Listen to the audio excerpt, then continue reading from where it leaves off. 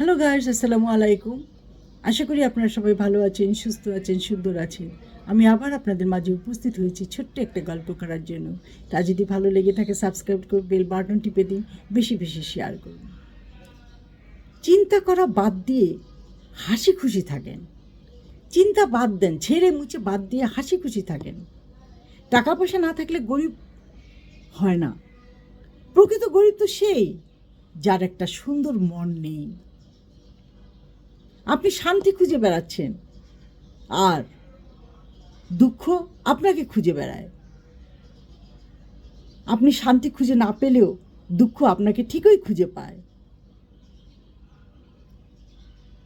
মানুষ মানুষের সাথে অন্যায় করে, ক্ষমাও চায়, তবে যে আগে ক্ষমা চাবে সেই হবে সবচেয়ে সাহসী।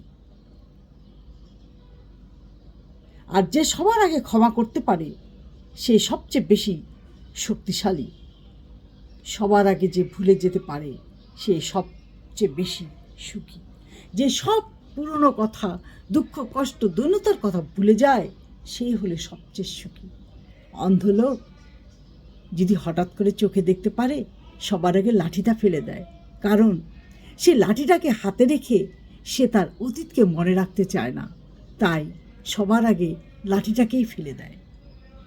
তাই বলছি, সব সময় নিজেকে ভালো রাখার চেষ্টা করবেন, সুখে রাখার চেষ্টা করবেন। দুঃখ, কষ্ট, দৈন্যতার মধ্যে নিজেকে আর জড়িয়ে রাখবেন না। শান্তি খুঁজেন, সুখ খুঁজেন, দেখবেন সব পেয়ে গেছেন। অন্ধের দেশে